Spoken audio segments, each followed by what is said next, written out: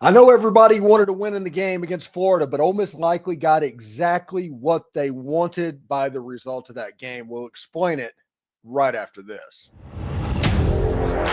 You are Locked On Ole Miss, your daily podcast on the Ole Miss Rebels, part of the Locked On Podcast Network, your team every day.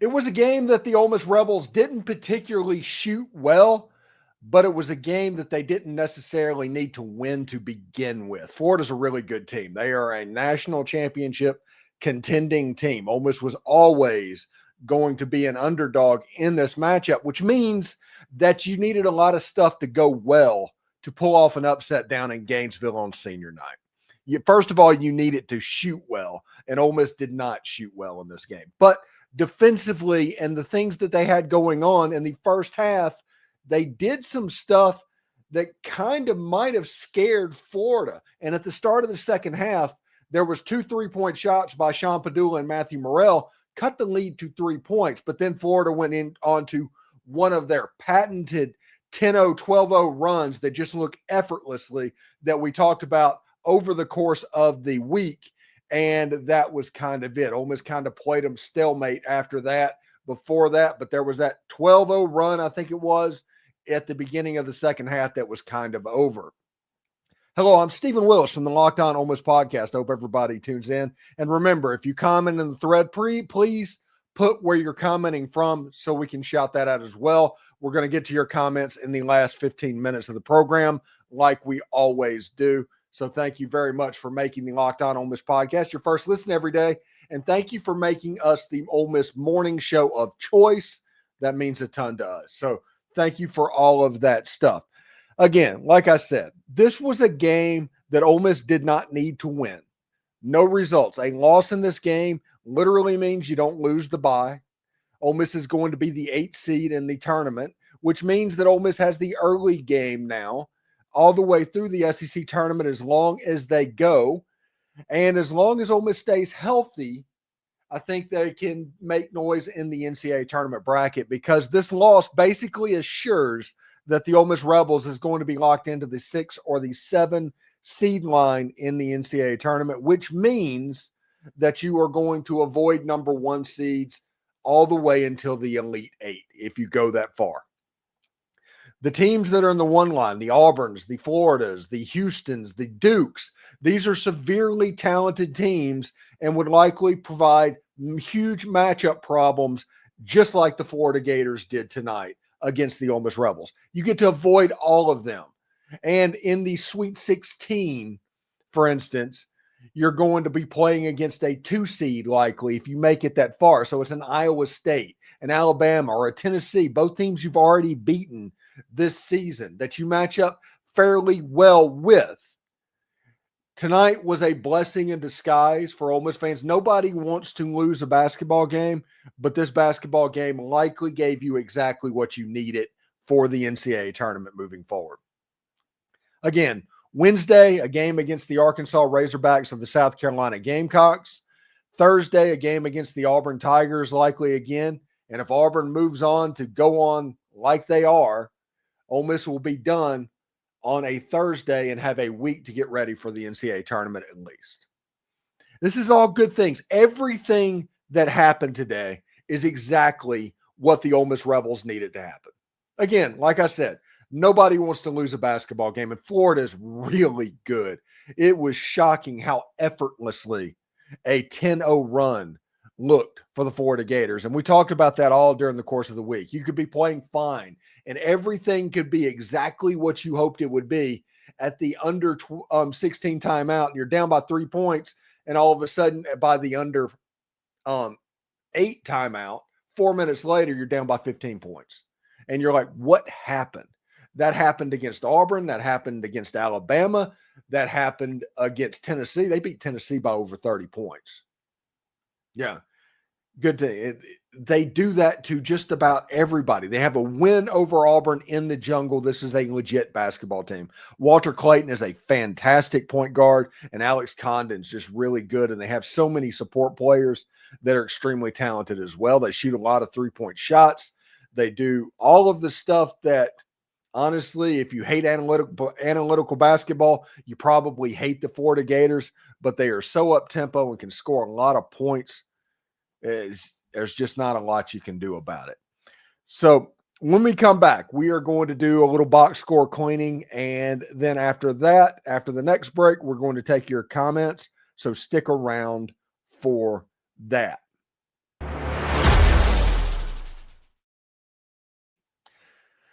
When the game tips off, the NBA action is just getting started, and there's no other place to get in on the action better than FanDuel. It's America's #1 sports book. With FanDuel, you can place live bets throughout the game. So even if you miss the opening tip-off or you want a fourth quarter comeback, you can stay in the action. And if you're looking for a bigger payout, you can even combine your live bets into a same-game parlay. I love using FanDuel's live betting feature because it keeps every moment in the game exciting. Whether I'm backing my team for a late game rally or picking a player for a clutch three, I never feel like I've missed my chance to get paid. Plus, the app is super easy to use, and when you win, you get paid instantly. Right now, new FanDuel customers can get $150 in bonus bets if that first $5 bet wins. Just visit FanDuel.com to join today. That's FanDuel.com. For your shot at $150 in bonus bets. Make every moment more with FanDuel. It's an official sports betting partner of the NBA. So let's do a little box score house cleaning from this game. And when you look at these stats, it is about as unpretty as the result on the field. But like I said all week, this was a horrible matchup for Ole Miss. And that's because of the length that Florida has down low. Ole Miss had trouble at the rim. They were not getting fouled. You needed a quick whistle in this game. That did not exist. And Florida was kind of able to play bully ball in the paint against Ole Miss. And then three-point shots, other than Sean Pedulla, wasn't falling. Ole Miss, a 90-71 loser against the Florida Gators.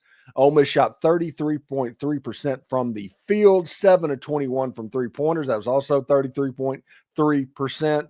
9 turnovers, most of those in the second half. The second half was kind of the disaster half for the Ole Miss Rebels in this game. Ole Miss only had 36 rebounds. Ole Miss had to keep the rebounding advantage for Florida under 10 rebounds and have little to no turnovers in this game for it to be competitive. Ole Miss was unable to do that in the second half, and Florida scored over 50 points. Ole Miss had 20 fouls in the game. Florida shot nearly 50% from the field. Three-pointers, they were 14 of 38. They had 14 turnovers in the game, 48 rebounds. It felt like more than that, if we're going to be honest about it, and 22 fouls in the game. Ole Miss's leading scorer was Sean Pedulla, who actually had a good game in this game. He was 7 of 13 shooting overall. He struggled in the close-up two-point shots. He was 4 for 6 from 3, 4 for 4 from free throw line, had 3 rebounds, an assist, a steal. He did turn the ball over twice. He had 22 points in the game. He was the player of the game for the Ole Miss Rebels. Malik Dia had 9. Jalen Murray had 12. All in all, it was not a good shooting night. Ole Miss as a team was 22 of 66 in this game. They were 20 of 25 from the line, so give credit where credit is due there. The best rebounder was Matthew Morrell, and Matthew Morrell got taken out of the game in the second half, probably with about 10 minutes to go, and that's just because Chris Beard started resting his guys for the March Madness run, not putting extra minutes on their legs, saving players like Matthew Morrell. You saw a lot of John Bowl. You saw a lot of Eduardo Klafke. You saw a lot of Robert Cowherd playing in the game. And because of that, that kind of lets you know. I never want to say that Chris Beard capitulated because he didn't. Chris Beard wanted to do what he wanted to do. But he also understood that the most important game is a week from Thursday or a week from Friday. And it's all about getting Ole Miss in the best position to play their best basketball in that game. And resting Matthew Morrell, resting a little bit more Sean Pedulla, getting some mileage off the legs of the players that are going to have a big game will be important for the Ole Miss Rebels. All right. When we come back, we are going to look at your comments, where you're commenting from, and we will talk about why, hey, if you're an Ole Miss fan, exactly what you wanted to have happen today, even though losing a basketball game always sucks. So stick around for that. The Armada Team of the Week is brought to you by our friends at Nissan and the all-new 2025 Nissan Armada. Each week, our Locked On college basketball experts are picking one team that stands apart. From top-seeded stars to unexpected upsets, these guys showcase the strength and sheer power needed to push their team forward. This week's Armada Team of the Week, clear cut, is the Houston Cougars. Since joining the Big 12 last season, the Cougars have gone a combined 33-4 in conference game, winning the regular season title by multiple games both years. That's kind of Kansas's thing. So that's pretty cool that Houston's able to pull that off.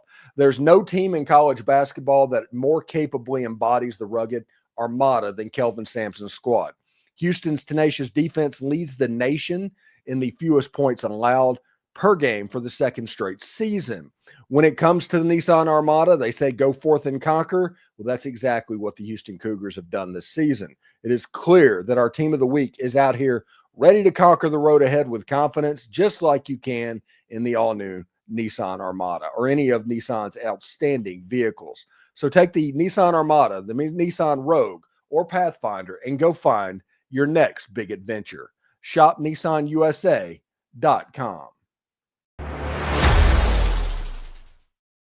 All right, let's go to your comments in the thread. And remember, if you're commenting, if you're still watching, if you had interest in this game at all, please just put where you're commenting from so we can talk about that as well.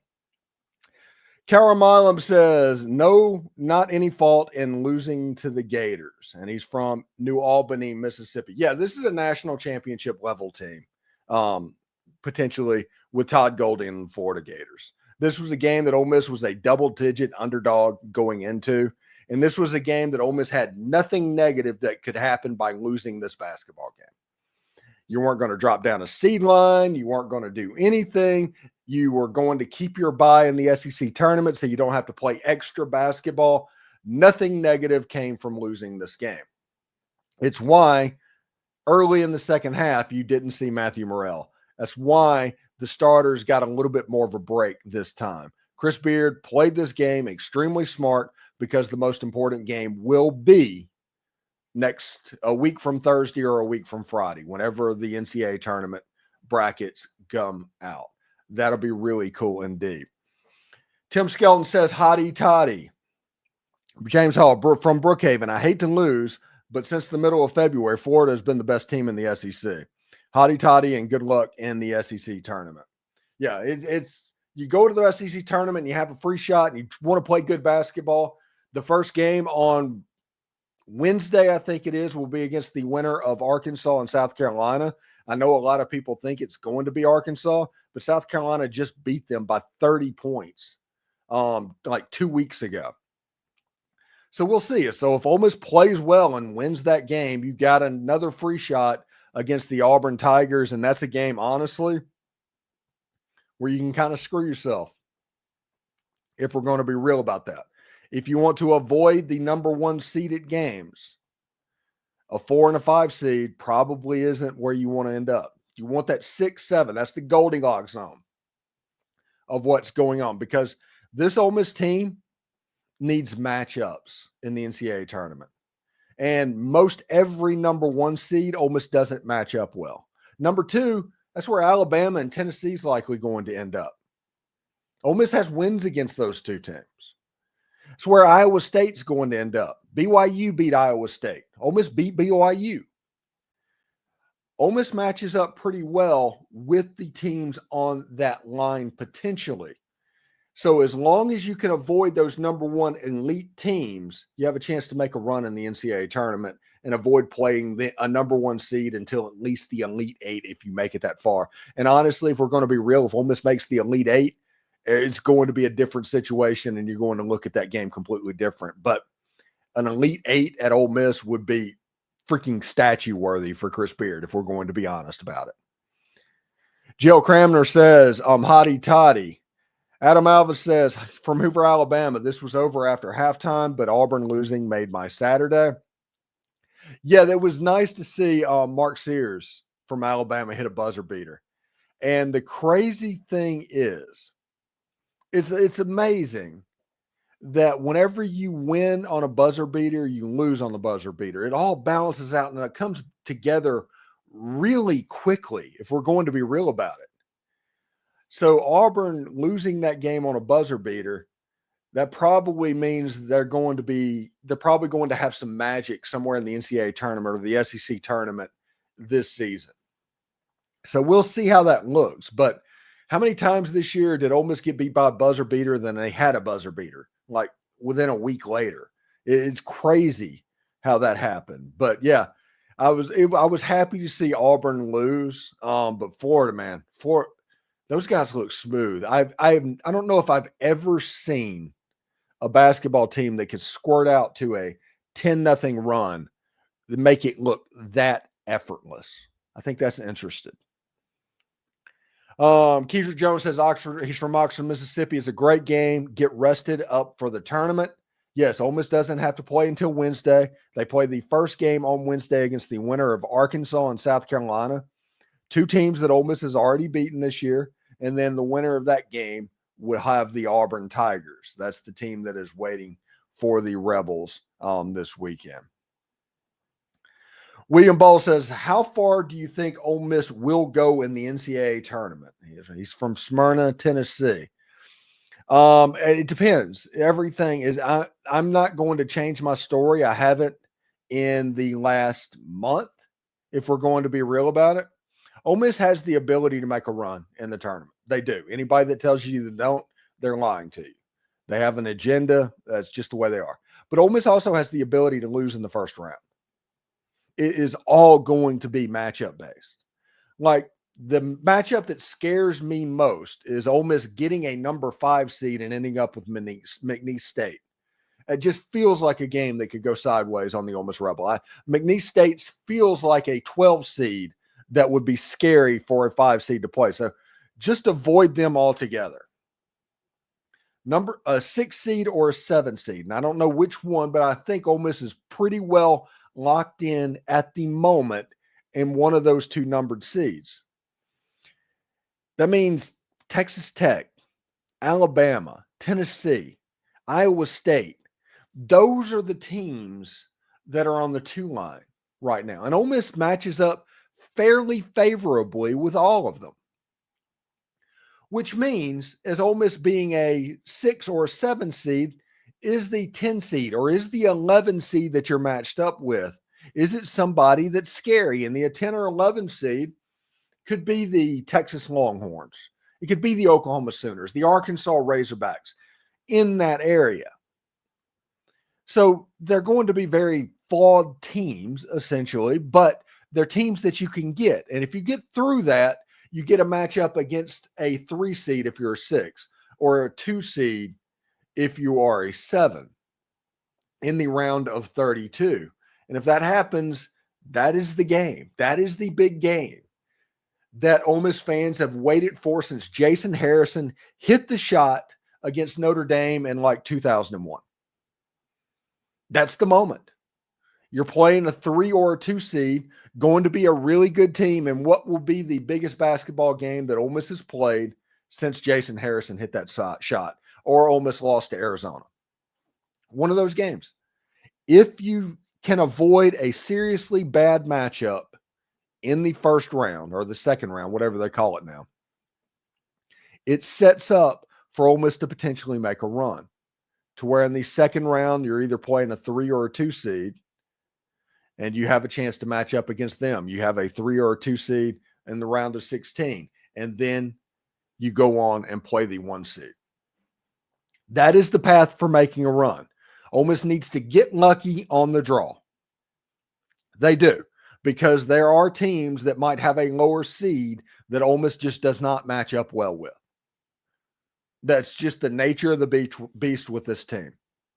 But if Ole Miss can get through there, I think Ole Miss matches up pretty well with the 3-line teams and the 2-line teams in the NCAA tournament. And that's kind of money for a 6 or a 7 seed going in for making a run.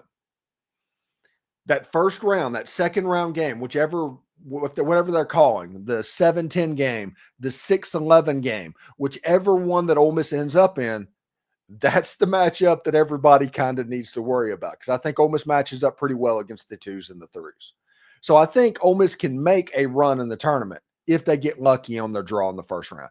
If they avoid a 5 seed. I think if they get a 5 seed, that 5-7, that 5-12 game, that's going to be so scary. And people that are my age and above that remember the Valpo game, they're going to be sweating all through that.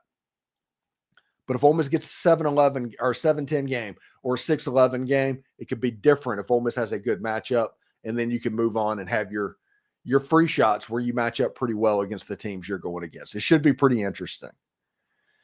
Jacob Holloway says 1 to 10 tournament wins is a huge success for this season. Actually, just making the tournament is a huge success, and especially wearing a white jersey in the tournament in the second round is a huge advantage. Like I said, if Ole Miss can get lucky with their draw, whoever the 10 seed, whoever the 11 seed, you're going up against Xavier, for instance. If it's somebody like that, to where you're going in the 11 game and getting ready for the 6-3 game, what's going on, Ole Miss has a chance to make a run, a real chance to make a run. J.L. Cramner says, Ole Miss is officially an every sport school, which is kind of awesome. Right now, they're in a good vein of form in every sport. In every single sport, they're in a good vein of form. They're winning 10 games a year in football. People hate that, by the way. 10 games a year in football, with a chance for that to continue as long as Lane Kiffin is on the sideline. Ole Miss's men's team and Ole Miss's women's team are going to make the NCAA tournament. Ole Miss's women's team should host. For the first time since like 94, Ole Miss's Lady Rebs are going to host an NCAA tournament event.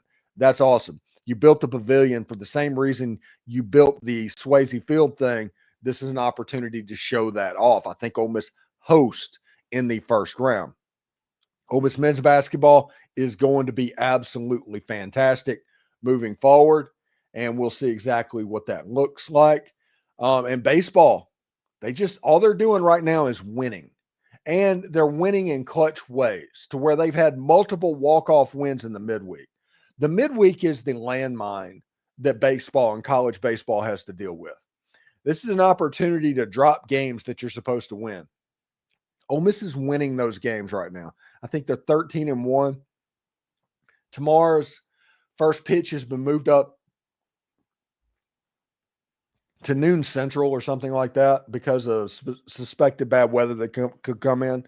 So this going into SEC play, next week is a huge week for Ole Miss sports as a whole, with what's going to be going on in the selection shows and conference play starting up with the Arkansas Razorbacks coming to Swayze Field, the SEC tournament, and getting ready for the NCAA tournament.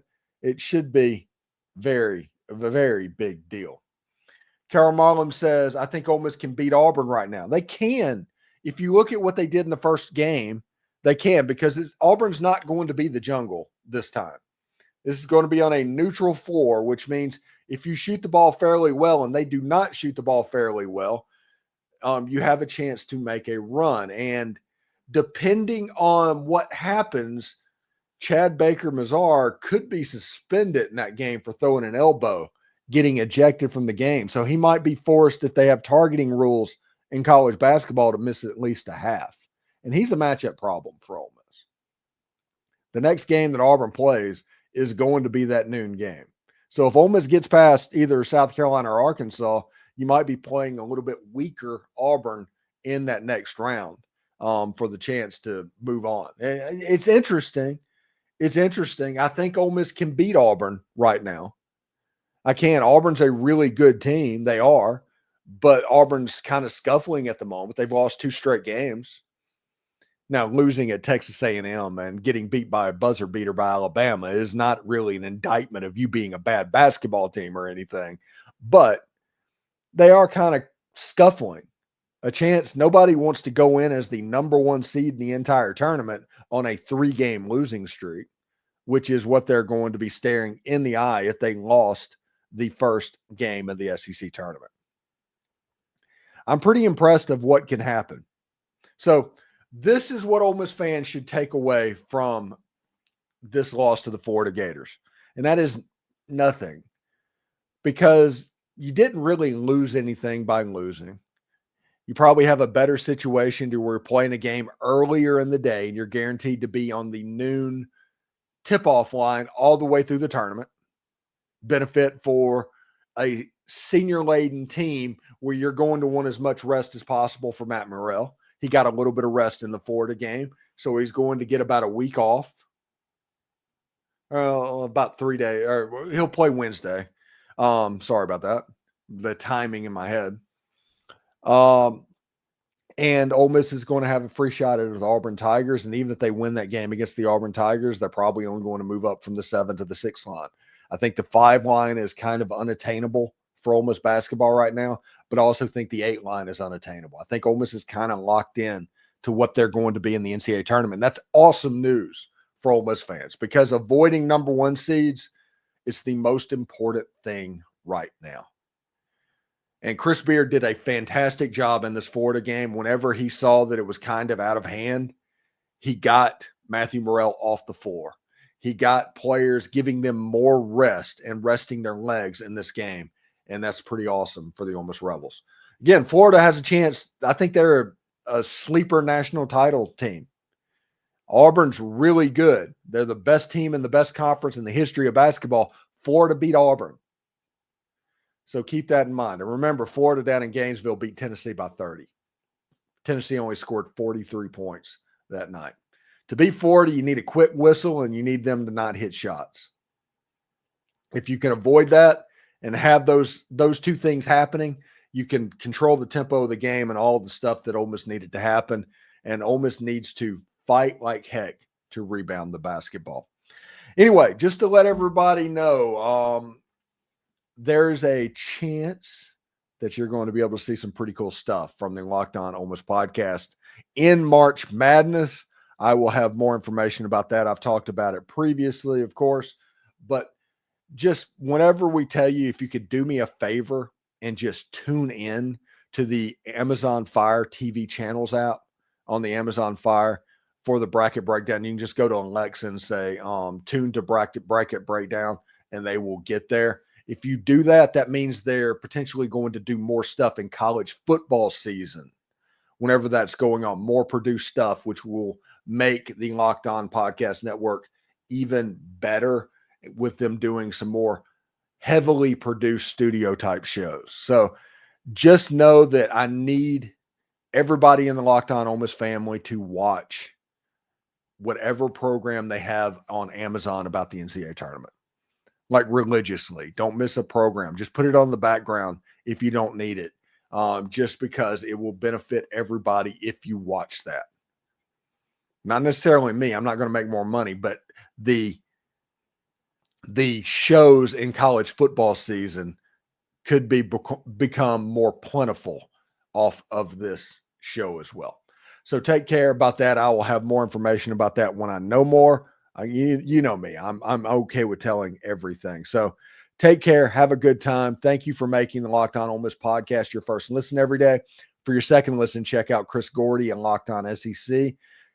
Chris Gordy holds no punches covering the best conference in all of college football. Check him out wherever you get your podcast, or on YouTube or any of the Tegna family of stations as well.